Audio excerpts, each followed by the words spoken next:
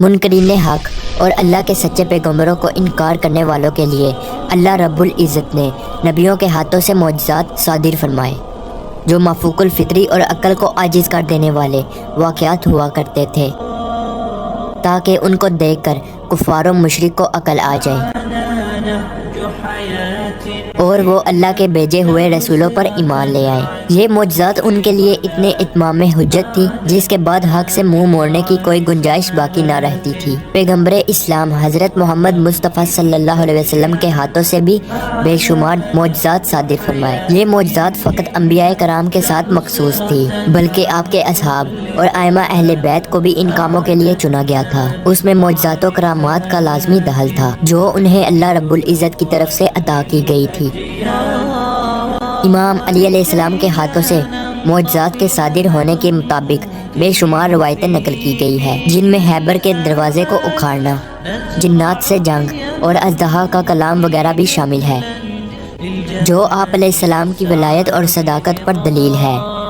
لہٰذا موسم گرما اور موسم سرما کے لیے حضرت علی علیہ السلام کو جو غیر معمولی کرامات عطا کی گئی تھی، وہ احادیث و تاریخ کی کتابوں میں یوں نقل ہوئی ہے۔ حضرت عبد الرحمن ابی لیلہ کہتے ہیں کہ حضرت علی سردیوں میں ایک لنگی اور ایک چادر اوڑھ کر باہر نکلا کرتے تھے، اور یہ دونوں کپڑے پتلے ہوتے تھے، اور گرمیوں میں موٹے کپڑے اور ایسا جبہ پہنا کرتے تھے جس میں روئی بڑی ہوتی تھی۔ لوگوں نے مجھ سے کہا، آپ کے ابا جان رات کو حضرت علی علیہ السلام سے باتیں کرتے ہیں کہ وہ حضرت علی سے اس بارے میں پوچھیں۔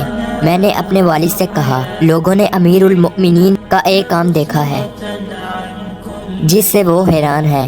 میرے والد نے کہا، وہ کیا ہے؟ میں نے کہا، وہ سخت گرمی میں روئی والے جبے اور موٹے موٹے کپڑے پہن کر باہر آتے ہیں اور انہیں گرمی کی کوئی پرواہ نہیں ہوتی، اور سخت سردی میں پتلے کپڑوں میں باہر آتے ہیں، نہ انہیں سردی کی کوئی پرواہ ہوتی ہے، نہ وہ سردی سے بچنے کی کوشش کرتے ہیں۔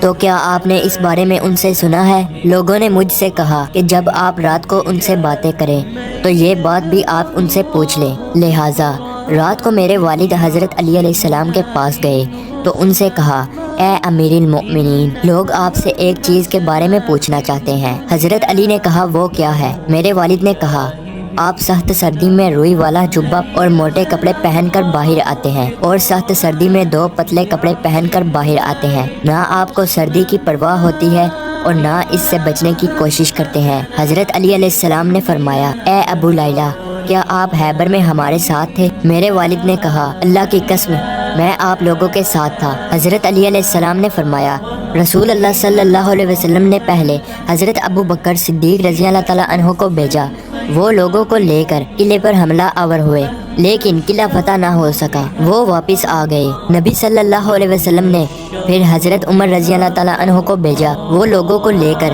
حملہ آور ہوئے، لیکن قلعہ فتح نہ ہو سکا، وہ بھی واپس آ گئے۔ اس پر نبی صلی اللہ علیہ وسلم نے فرمایا، اب میں جھنڈا ایسے آدمی کو دوں گا جسے اللہ اور اس کے رسول سے محبت ہے، اور اللہ اس کے ہاتھوں فتح نصیب فرمائے گا۔ نبی صلی اللہ علیہ وسلم نے آدمی بھیج کر مجھے بلایا، میں آپ کی خدمت میں حاضر ہوا۔ میری آنکھیں دکھ رہی تھی، مجھے کچھ نظر نہیں آ رہا تھا۔ نبی صلی اللہ علیہ وسلم نے میری آنکھوں پر اپنا لعاب دہن لگایا اور یہ دعا کی، گرمی اور سردی سے اس کی حفاظت فرما۔ اس کے بعد نہ کبھی مجھے گرمی لگی اور نہ کبھی سردی۔ اس ذات کی قسم جس نے محمد کو حق دے کر بھیجا ہے، اس ذات کی قسم جس نے محمد کو حق دے کر بھیجا ہے، اس کے بعد آج تک گرمی اور سردی نے مجھے کچھ تکلیف نہ پہنچائی۔